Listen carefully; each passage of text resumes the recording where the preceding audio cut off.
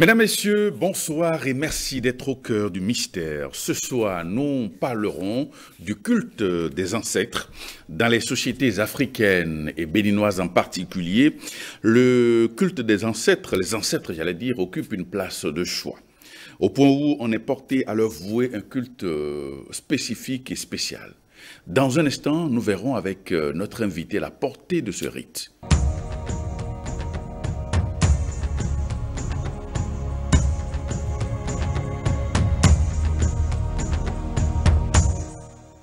Bonsoir, Roy Salomon Aléchaud, vous êtes spécialiste des sciences occultes.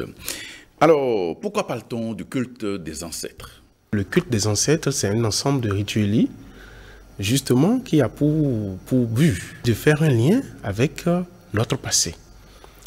C'est autant nécessaire parce que sans ce culte des ancêtres, nous sommes comme un arbre sans racines. Un arbre qui, justement, n'a pas de racines. Vous voyez, quand il y a les intempéries, quand il y a des vents violents, cet arbre peut être déraciné. Mais quand un arbre est bien enraciné, malgré les intempéries, il demeure. Mais nous allons quand même faire une différence entre les morts et les ancêtres. Parce qu'au jour d'aujourd'hui, quand on parle de culte des ancêtres, beaucoup s'interrogent, surtout avec nos religions révélées aussi, qui interdisent le culte des ancêtres. Nous devons faire une différence entre les morts et les ancêtres. C'est vrai qu'avant d'être ancêtre, il faut qu'on soit quand même classifié parmi les morts. Oui, absolument. Mais quand on parle, et d'aucuns parleront d'ancêtres méritants, d'autres d'ancêtres non moins méritants, parce que, observez au jour d'aujourd'hui, ce n'est pas toutes les vieilles personnes qui sont sages. Il y a des gens qui n'ont aucune conscience, qui meurent, qui sont des morts. Mais on ne va pas quand même, si on les invoque, ils ne nous donneront que leur conscience. Donc la différence entre les morts et les ancêtres, c'est que nous classons dans les morts tout le monde. Mais c'est lorsque le mort atteint un niveau de conscience, est conscient de sa mort, qu'on parlera alors d'ancêtre. Et qu'on pourra alors lui vouer un culte afin justement de bénéficier de sa conscience, qui justement demeure une conscience perpétuelle. Donc de façon très ramassée, c'est un peu ce qu'on peut dire pour introduire le culte des ancêtres. Alors, lorsqu'on écoute votre développement, on a le sentiment qu'il y a une sorte de filiation entre les vivants et les morts. Autrement dit, nous venons, chacun de nous, d'une famille, d'une collectivité. Oui. Donc cela veut dire qu'il y a toujours un lien entre ceux qui nous ont précédés et nous, c'est-à-dire nos grands-parents, nos aïeux. Il y a ce lien qui n'est pas rompu. Évidemment, il y a ce lien qui n'est pas rompu et qui ne peut en aucun cas être rompu. On ne peut pas. Pourquoi vous nez dans votre famille? Ce n'est pas un hasard.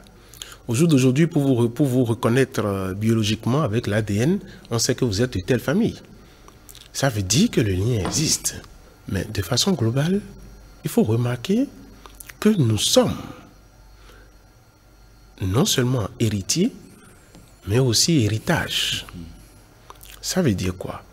Si vous prenez quelqu'un qui meurt, si c'est votre père, s'il doit de l'argent à la banque et qu'il a encore aussi des biens, oui, vous héritez des deux. Vous héritez des passifs et des actifs. Et c'est la même chose qui se passe en spiritualité. Vous héritez et des actifs et des passifs aussi au niveau ancestral. Oui. Donc c'est pour ça que le lien du sang est un lien prépondérant. Nous sommes liés à eux. C'est nos racines. J'ai pour autant dire, quand vous prenez quelqu'un, il n'y a pas un endroit dans le corps humain qui garde la mémoire. Ça n'existe pas. Il n'y a qu'une seule mémoire qu'on appelle la mémoire akashique, la mémoire universelle. qui est lié à un de nos corps. Donc, à chaque fois quand nous devons nous souvenir de quelque chose, c'est vrai que ça se passe de façon très rapide. C'est pour ça qu'on ne l'observe pas. Quand nous voulons nous souvenir de quelque chose, ce corps en nous se connecte à cette mémoire akashique qui nous ramène les informations. Et après, nous, voilà, on peut quand même alors maintenant posséder ces informations et on se dit qu'on a une très bonne mémoire. Ça veut dire qu'en réalité, nos ancêtres, nos aïeux qui sont morts et qui sont conscients de la mort, alors gardent la conscience des événements passés. Ils sont conscients de ces événements au niveau de la mémoire akashique.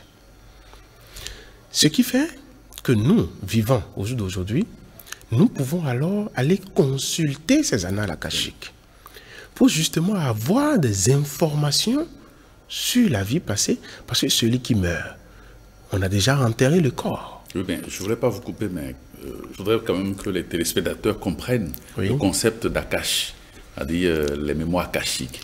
Ça veut dire quoi? Quand on parle des mémoires akashiques, c'est, comme je l'ai dit, c'est comme un ordinateur qu'on a les disques durs, sur lesquels on a toutes les informations nécessaires. Donc, même quand vous enlevez, par exemple, l'écran, et que vous jetez l'écran, avec le disque dur externe, on peut encore avoir toutes les informations, tout ce qui a été fait sur l'écran. C'est exactement la même chose. La mémoire akashique, c'est cette mémoire universelle qui comporte tout ce que nous faisons. Tout et tout. Il n'y a même pas une seule chose qui n'existe pas dans cette mémoire. C'est la mémoire universelle. C'est Dieu qui détient ces informations.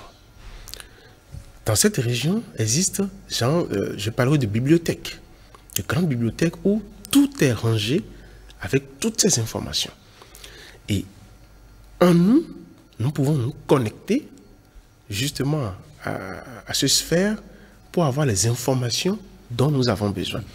Donc, même quand vous allez chez certains consultants qui peut-être on doit appeler, par exemple, le double de quelqu'un qui est décédé, qu'on doit lui poser des questions, qu'il doit répondre, tout, ce n'est pas la personne qui est décédée qu'on appelle.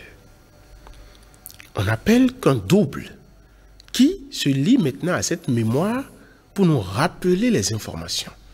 Parce que même ce qu'on fait dans le secret est enregistré dans cette mémoire akashique. Ce que personne ne sait, on ne peut pas faire quelque chose et se le cacher à soi-même. Non. On peut le cacher aux autres. Mais pas à soi-même. Mais à soi-même, on ne peut pas le cacher. Donc, à ce soi qui est connecté à cette mémoire akashique, alors le double, on pose des questions au double qui va justement, qui n'est qu'un élément qui doit aller fouiller dans cette mémoire, dans cette bibliothèque, pour nous apporter l'information. C'est pour ça qu'on parle de mémoire akashique.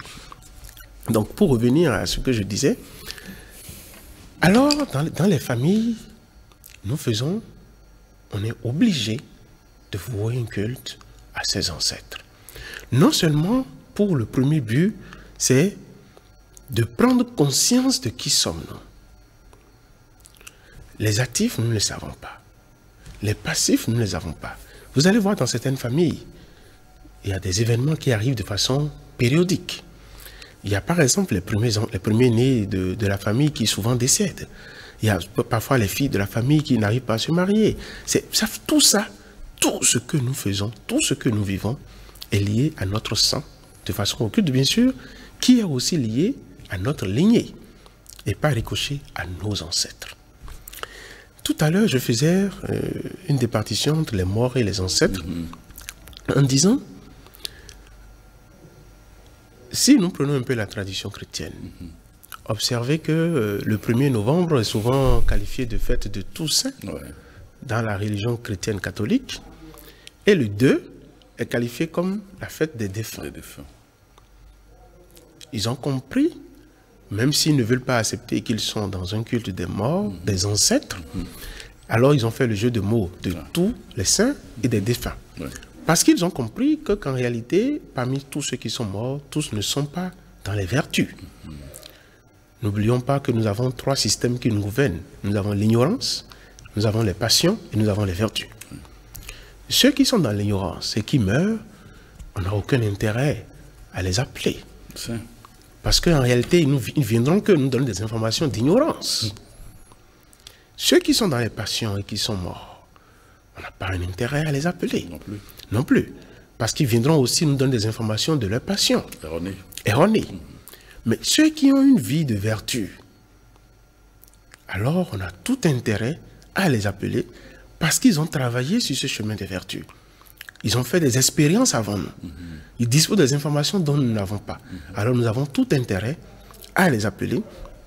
C'est pour ça, quand je vois dans l'église catholique chrétienne où on dit Saint Joseph, priez pour nous. C'est le culte des morts, le culte des ancêtres. Ils n'ont pas voulu appeler le nom ancêtre, mais ils ont voulu appeler le nom saint. Parce que, comme je l'ai dit, l'ancestralité est une grade spirituelle. C'est quand on avance qu'on devient un ancêtre méritant. Donc, nous devons faire un culte chez nous à la maison.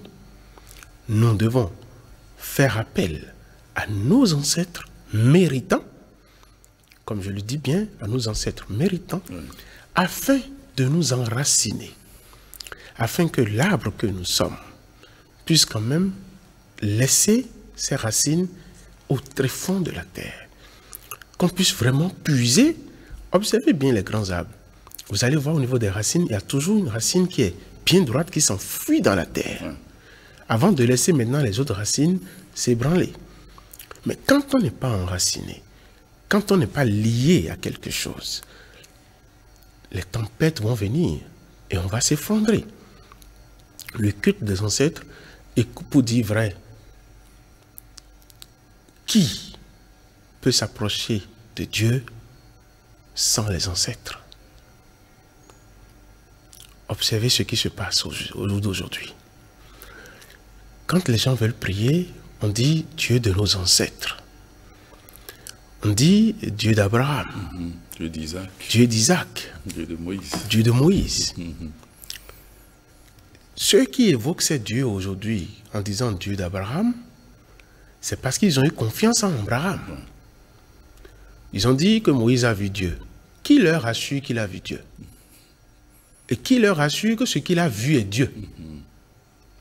Mais compte tenu du résultat que Moïse a eu après ses rencontres et sa vie, ils ont cru alors qu'il a quand même vu un être qui est supérieur. Alors, pour être sûr qu'ils invoquent le même être, on dit Dieu de Moïse. Donc, s'il y a un Dieu qu'il a adoré pour avoir ses résultats, alors que ce Dieu m'entende, Dieu d'Abraham, Dieu d'Isaac et autres, pourquoi on n'appelle pas Dieu de Caïn? Pourtant aussi c'est un ancêtre. Parce que c'est pour ça qu'on parle des ancêtres méritants. Ceux quand même qui ont fait une vie de vertu. Maintenant, chez nous, nos ancêtres aussi ont travaillé. Donc à ces ancêtres aussi, il faut se connecter. Tel ancêtre a eu déjà fait des œuvres de vertu, a travaillé pour l'équilibre et a eu des résultats. Nous devons, nous aussi, nous connecter à cet ancêtre. Si tel est un Dieu que vous avez adoré pour justement avoir vos résultats, alors intercédez pour nous auprès de ce Dieu. Personne n'a vu Dieu et personne ne le verra. Les seules personnes qu'on voit, ce sont les ancêtres. Au moins, ils ont eu le temps de vivre et de vivre nos expériences.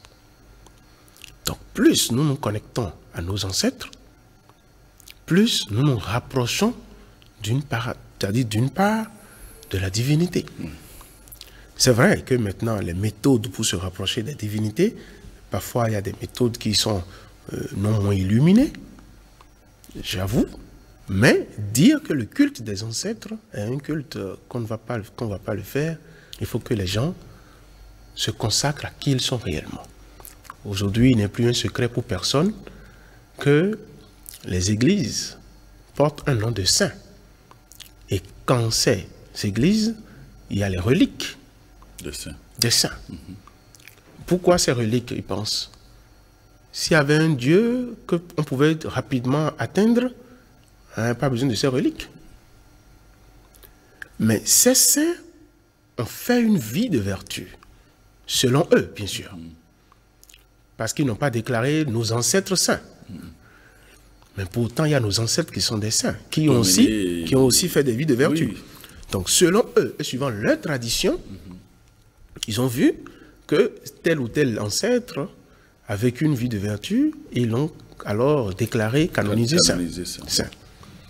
Donc, alors, ils ont compris que par ce biais, par ce canal, on peut alors demander une intercession afin que cet ancêtre qui ayant déjà vécu une vie de vertu puisse intercéder auprès du Dieu invisible qu'on ne voit pas. Au moins, on est sûr que lui, il a fait une vie de vertu, on peut l'intercéder. Tout revient à cela. Saint Michel, on dit par exemple Saint François d'Assise, priez pour nous. C'est des gens qui ont vécu. Mais pourquoi alors, quand il s'agit des Africains, quand il s'agit du culte des ancêtres au niveau de l'Afrique, on doit dire que c'est diabolique? Ramenons notre esprit sur les faits. Les ancêtres sont la première dimension par laquelle nous devons travailler pour commencer à atteindre d'autres niveaux. Parce que n'oublions pas, je l'ai dit, nous sommes héritage et héritiers. Nous avons les passifs et les actifs. Des enfants naissent avec des capacités qui sont un héritage non seulement de leur vie passée, mais de leur famille, de leur tribu. Et on veut couper le lien. On veut couper le lien de ces héritages pour aller où? Avez-vous vu un seul arbre porter autant de fruits s'il n'a pas de racines? Ça ne sera que du folklore. Alors, les ancêtres, si on doit parler en termes de hiérarchisation spirituelle, alors, les ancêtres, ils appartiennent à quel plan, à quel monde? Les ancêtres sont dans le monde astral. Et comme je l'ai dit, et je le dis toujours, le premier travail pour l'homme spirituel commence dans le monde astral. Les ancêtres sont dans le monde astral, et si vous observez bien, il y a un mythe du Maître Jésus qui, étant allé sur la montagne, on dit, où ils ont parlé de transfiguration, où Élie et Moïse sont apparus. Pourquoi il est allé sur la montagne, vous pensez? C'est pourquoi je parlais tout à l'heure de mythe. Nous n'allons pas invoquer des ancêtres qui sont souterrains, qui sont en bas. Pour invoquer les ancêtres, il faut monter vers l'astral. Pour aller les rencontrer. C'est pour ça qu'il est monté sur la montagne, pour aller les rencontrer. La transfiguration qu'il a eue, ce n'est pas que Moïse et Élie sont descendus, c'est faux cette histoire. C'est qu'il est allé à la rencontre dans le monde astral disons, du double de ces personnes. Et c'est la même chose qu'on nous demande ici. Nos ancêtres vivent dans le monde astral et nous devons, pour aller à leur rencontre, aller à la rencontre dans le monde astral avec ces ancêtres qui pourront nous instruire. Mais les cérémonies que nous faisons, soi-disant, pour les ancêtres, est-ce que ces cérémonies-là peuvent nous élever à ce niveau? Ou est-ce qu'il faut faire autre chose pour aller au contact donc, de ces ancêtres? D'abord, les cérémonies que nous faisons, d'abord, vous allez voir, il y a des cérémonies très simples que nous faisons, qui marchent très bien, où nous donnons de l'eau ou de la boisson aux ancêtres. On appelle la lignée. On offre. Ça, c'est le rituel de tout le monde. Tout le monde n'est pas censé travailler dans l'astral. Donc, pour tout le monde, c'est déjà un moyen simple, parce que à la terre, on les appellera. Et ils répondront à la terre. De la terre, on les a pris, de la terre, ils sont retournés. C'est pour ça que le rite est fait sur la terre. Et ils vont y répondre. Ça, c'est pour le commun, c'est pour tout le monde. Mais pour ceux qui travaillent sur le chemin de la lumière, alors ceux-là doivent aller à la rencontre de ces ancêtres dans le monde astral. Et pour ça, ils ont besoin de travailler leur sang. Parce que le sang, comme je l'ai dit, est la résultante de toutes les expériences passées, présentes et futures. Donc à partir de ce moment, s'ils ne travaillent pas leur sang, Une fois dans le monde astral, ils ne rencontreront pas uniquement que les ancêtres méritants. Si un ancêtre qui a travaillé tout le temps dans l'ignorance, vous allez le rencontrer dans le monde astral, souffrez qui vous donne des instructions qui ne seront pas du tout des instructions de vertu. Alors vous allez dire oui, c'est un mort qui m'a parlé et que voilà, j'ai dû... Non, là vous n'êtes pas sur la bonne voie. C'est pour ça qu'on dit le secret pour pouvoir bien entrer en contact avec nos ancêtres, c'est de travailler son sang, de purifier son sang. Mais une fois qu'on purifie le sang, vous allez voir qu'en tant que spirituel, et que maintenant vous allez dans le monde astral, à la rencontre de vos ancêtres, vous allez rencontrer ces ancêtres méritants. Ces ancêtres qui ont travaillé sur le chemin de la vertu. Et là, ils pourront vous instruire sur le chemin de la vertu. Alors, quel type de rite peut-on être amené à faire si on veut vraiment bénéficier de cette connexion avec les ancêtres? Merci. Quel type de rite? D'abord, il y a des préalables. Si nous prenons le cas des Africains, il y a eu un grand phénomène, l'esclavage. Nos ancêtres ont été déportés. Ces ancêtres ont été torturés, ont été tués. Toutes ces énergies demeurent et demeurent encore dans la conscience de ces ancêtres, même étant morts. C'est pour ça que quand on ne comprend pas le fonctionnement,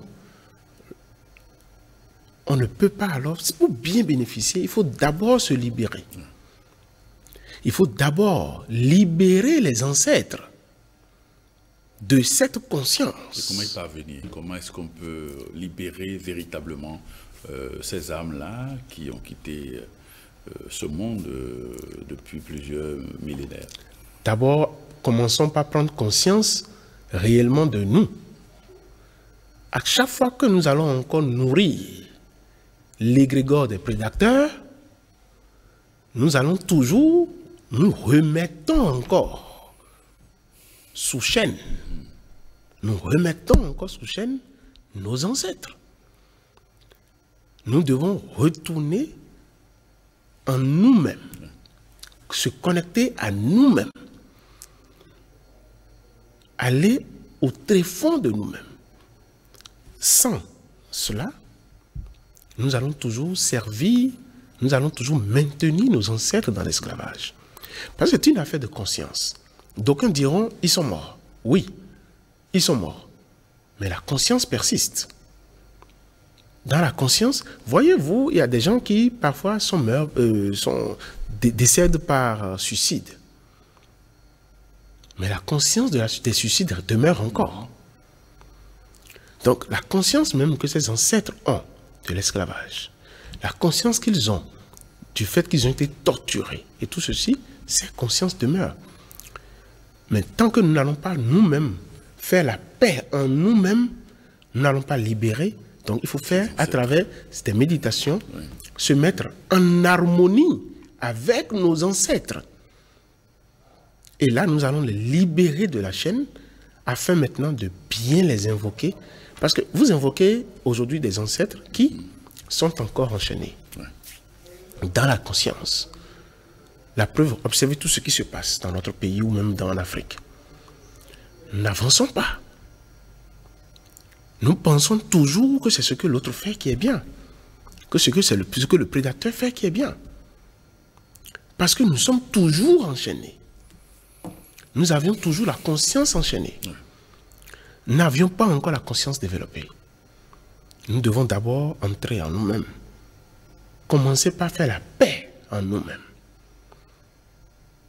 Commencer par faire la paix entre nous et notre lignée. C'est vrai qu'il y a des pratiques qui se font et ces pratiques, pour nous, nous les déconseillons tous tant qu'il y a le sang. Le sang, pour nous, nous sommes à l'aide du Verseau. Le sang doit prendre une autre dimension. Le sang est nécessaire dans la spiritualité, mais ça doit prendre une autre dimension. N'allons plus rester dans le sang de façon archaïque, où il faut tuer les animaux, où il faut faire des sacrifices. Non.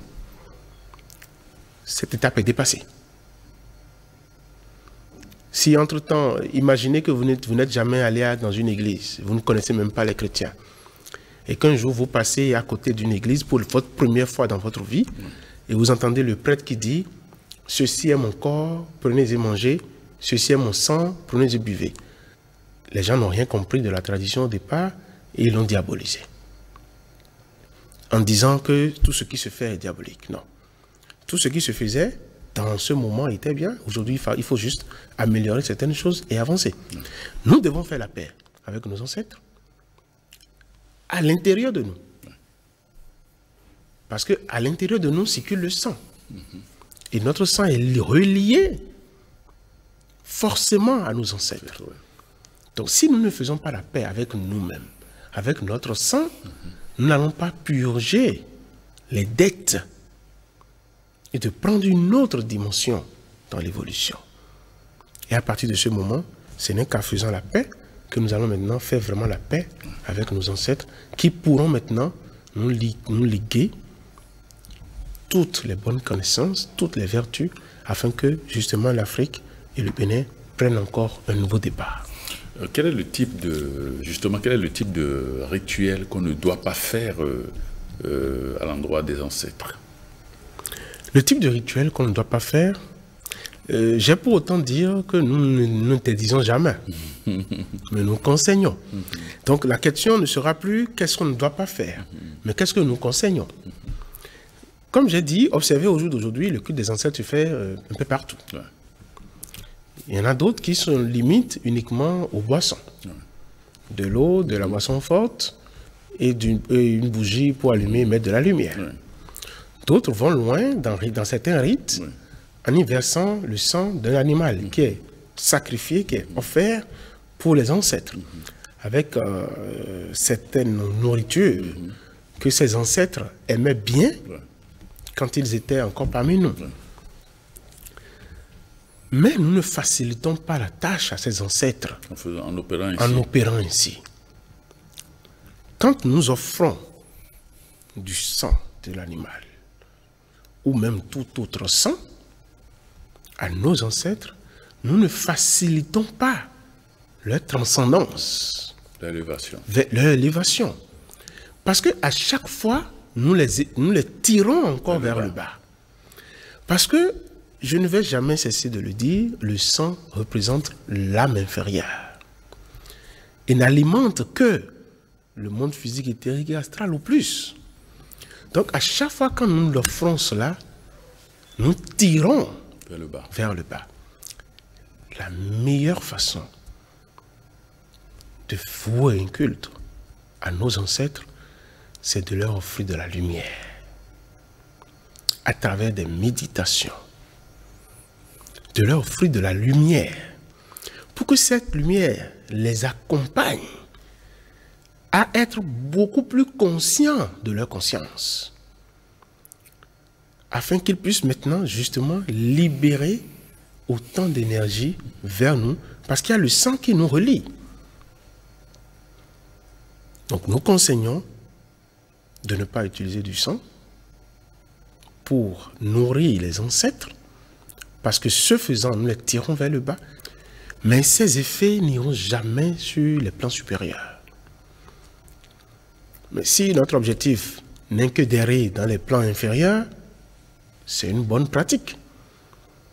Mais si notre objectif est de nous illuminer, de transcender vers les mondes supérieurs, je pense que nous devons arrêter avec cette pratique et commencer par offrir de la lumière à nos ancêtres à travers leur donner de l'eau, qui est un élément qui fait partie des élémentaux, l'air déjà existant, la terre qui prend, le feu qui sera la lumière que vous allez leur offrir.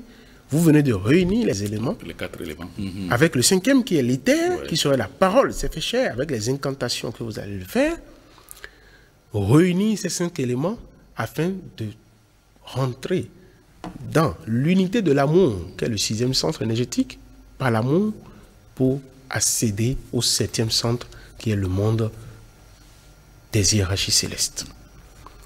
tant que, si nous observons, si nous faisons de cette façon, en utilisant l'élémentaire, en y mettant de l'eau pour l'élément eau, en y mettant la lumière pour l'élément feu, l'air résistant, parce que nous sommes dans l'atmosphère, et nous avons les 4 éléments.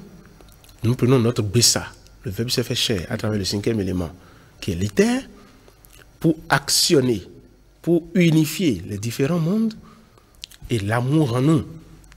Parce que l'amour doit toujours nous guider.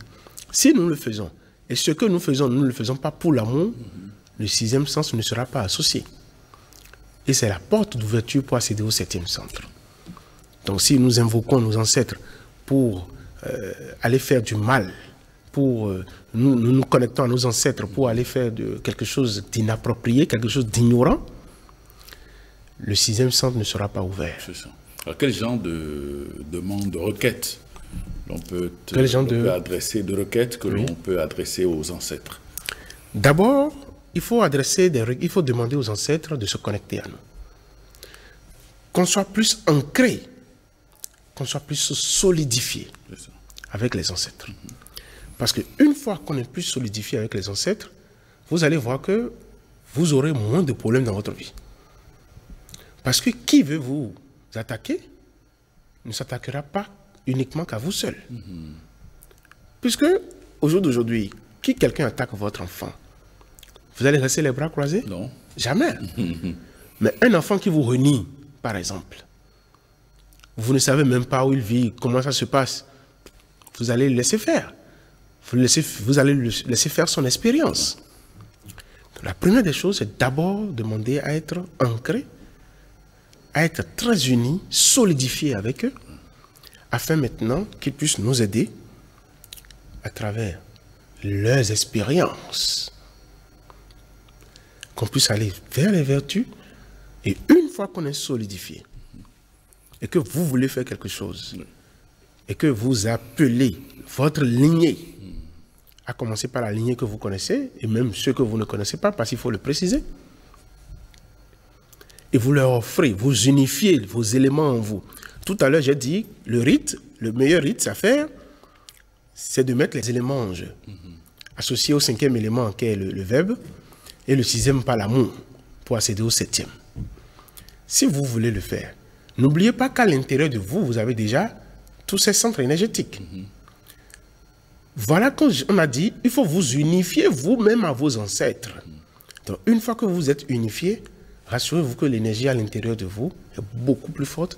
Ça devient une énergie de toute la lignée.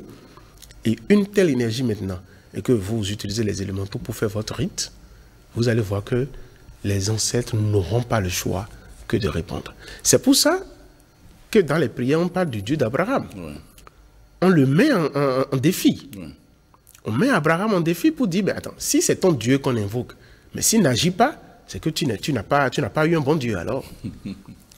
Donc alors aussi, on mettra aussi nos ancêtres en défi. Ce que vous avez adoré, qui pour vous est le Dieu suprême, que nous ne voyons pas, mais que aujourd'hui vous, dans la position que vous occupez aujourd'hui, vous avez une autre clairvoyance de cela, alors aidez-nous à accéder à cela. Alors aujourd'hui, eux, ils sont dans une position où ils voient plus clair, même quand ils étaient avec nous. Donc ils sont en même de mieux nous conseiller encore beaucoup plus. Voilà. Alors, nous avions parlé donc du culte des ancêtres. Oui. C'est vrai, ce n'est pas limité à l'Afrique, au Bénin, etc. Puisque vous aviez évoqué tout à l'heure la pratique judéo-chrétienne chez les ancêtres et autres. Est-ce qu'on peut faire une sorte de sélectivité au niveau des ancêtres, c'est-à-dire quel type d'ancêtre il faut invoquer ou il faut évoquer?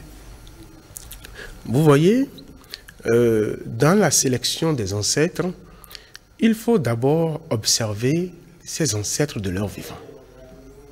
Voilà que nous aujourd'hui, nous n'avions pas vécu au temps des ancêtres. Contemporains de nos ancêtres. Oui.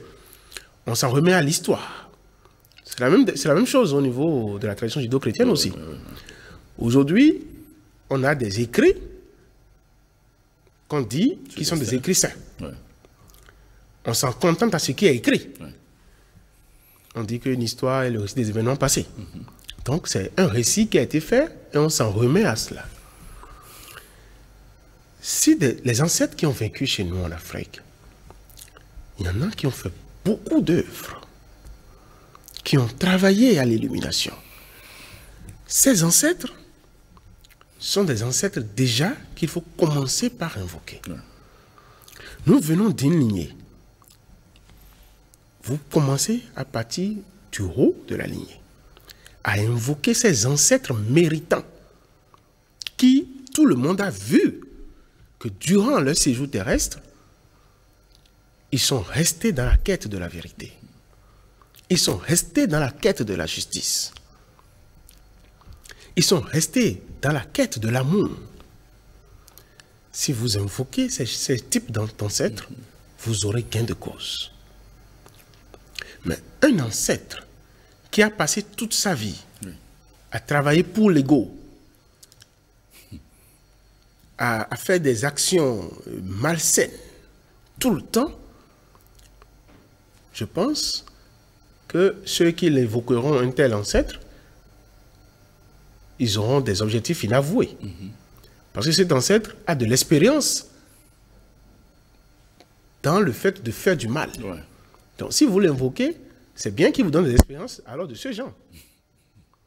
C'est pour ça que je dis, pour répondre à votre question, les ancêtres que nous devons, à qui nous devons vouer un culte, ce sont des ancêtres méritants. Ceux qui ont travaillé pour la quête de la vérité. Ceux qui ont travaillé pour la quête de la lumière et pour la quête de la justice. Ce n'est que ces ancêtres que nous allons invoquer. Parce que si nous ne les évoquons pas, c'est ce qu'a fait l'Église en classifiant les défunts et les saints. Oui. Ceux que l'Église appelle les saints, c'est ceux qu'ils pensent qu'ils ont vécu une vie de vertu. Oui. Mais les autres, on les classe dans les défunts. Donc chez nous aussi, il y a nos ancêtres qui ont fait des vies de vertu, que nous devons aussi invoquer. Vénérer. Qui vont nous aider. Tel qu'on dira alors, Saint François d'Assise, priez pour nous. On dira aussi de notre côté, par rapport à nos ancêtres, moi, chez moi, j'ai un ancêtre qui est vénérable et que j'appelle. Donc chez vous aussi, vous aurez aussi des ancêtres vénérables que vous allez appeler, etc. Et chacun l'appelle. Et vous allez voir, tel que Saint François d'Assise travaille pour l'autre, qui est dans cette tradition judéo-chrétienne, mon ancêtre aussi travaillera pour moi et j'aurai aussi gain de cause. Parce que lui aussi, il serait dans la félicité. Parce que lui aussi, il a travaillé. Il n'y a pas que les Blancs qui doivent être des saints. Heureusement, avec un peu de remue-ménage, ils ont pu donner quelques 2 à 3 saints africains pour calmer un peu les Africains, mais il faut quand même qu'on puisse aller loin. Voilà. C'est un travail de mentalité. Il faut que les gens comprennent que quand on parle des ancêtres, ils sont pareils sur tous les continents. Et qu'il n'est pas question de sous-estimer nos ancêtres au détriment d'autres. Je vous ai déjà expliqué que la conscience actuelle déjà, actuelle est enchaînée. La conscience actuelle est enchaînée. Et nous pensons que ce que le blanc dit est vrai. Que le blanc est supérieur. Parce que cette conscience, avec l'esclavage, a laissé cette conscience en nous. Et jusqu'au jour d'aujourd'hui, quand un Africain parle, attention, il ne dit pas la vérité. Donc, c'est tout ce qu'on a dit, par exemple, je prends Sainte Rita, comment on appelle, Padre Pio. Qu'est-ce qu'ils ont fait d'extraordinaire que nos ancêtres ne faisaient pas? On parlait de guérison par énergétisation, mais les ancêtres ne faisaient ça depuis. Depuis. Moi, quand je lis même l'histoire de ces saints, quand je lis l'histoire de ces saints, qui sont des récits, et que je lis aussi l'histoire de nos saints, c'est-à-dire des personnes vertueuses africaines aussi, je dis, mais ils n'ont rien fait. Mais comme la tradition a enchaîné notre conscience, alors on vous dit que ce sont eux qui font mieux que vous. C'est pour ça que je dis, nous devons d'abord commencer par être conscients que les Africains, les ancêtres africains ne sont pas moins déméritants. Ne sont pas moins méritants, j'allais dire. Ils méritent. Mais c'est parce que les détracteurs vous ont dit qu'ils ne valent rien, qu'ils sont rien. et que c'est seulement à leur niveau que les ancêtres sont méritants. Et aujourd'hui, on s'agrage à leur égrégore qu'on nourrit tout le temps au détriment. Et c'est ce qui fait que vous voyez que quand on parle des ancêtres africains, les gens disent non, oui, mais c'est parce que tout le temps vous nourrissez l'égrégore des autres. Il faut revenir. C'est pour ça que je disais tout à l'heure, la meilleure méthode, c'est d'abord de se libérer en faisant la paix avec soi-même. Parce que notre conscience, notre sang qui circule dans notre veine est lié à ces ancêtres. Ces ancêtres qui ont eu une conscience esclavagiste. Ce sang qui circule en nous et que nous, aujourd'hui encore, on vient soutenir. Ne faisons pas la paix avec notre sang. Nous devons d'abord faire cette paix. Oui. Et une fois qu'on aura fait cette paix, vous allez voir que nous allons mieux libérer la conscience de ces ancêtres et nous pourrons alors mieux en profiter. Ouais. Alors, sur la même lancée, on entend souvent des gens dire j'ai fait tel son, dans tel songe, dans tel rêve, j'ai vu tel parent ou tel ancêtre qui m'a protégé parce que j'avais tel problème, etc. Quelle importance, quel sens peut-on donner à ces genres de propos que les gens rapportent souvent? Il faut y croire. Parce que, effectivement, ces ancêtres nous protègent. Ces ancêtres qui viennent dans nos songes. N'oubliez pas que le rêve se fait dans un plan donné. Ouais. Je viens de vous dire que ces ancêtres vivent dans le plan astral. Oui. Ces rêves aussi se font sur le plan astral. Alors, sur ce plan, ces ancêtres viennent apporter leur soutien, vous aider d'une situation donnée. Mais quand ils viennent pour nous soutenir, on est content. Ouais. Mais quand il s'agit maintenant de leur vouer un culte, on dit c'est diabolique. Il faut y croire parce que ces ancêtres commencent la voie illuminative. Et c'est pour ça, c'est parce qu'ils sont sur la voie illuminative qu'ils viennent apporter leur soutien à leur sang. À leur sang. Parce que le sang vous lie à cela. De la même manière, Saint François d'Assise ira visiter aussi les siens. Nous devons purifier notre sang avec nos ancêtres en commençant par faire la paix en nous-mêmes. Si nous faisons la paix, vous allez voir que c'est ce que vous venez de dire viendra aussi fréquemment. Parce que nous aurions fait la paix avec eux, alors ils se feront une obligation de nous assister partout où besoin sera. Mais si nous ne les reconnaissons pas, alors nous ne leur donnons pas aussi de la valeur ajoutée, nous ne leur donnons pas de l'énergie afin justement d'accomplir ce qu'ils doivent accomplir. Merci Roy Salomon Aléchou, vous êtes spécialiste des sciences occultes. Merci de nous apporter des précisions sur ce thème, le culte des ancêtres.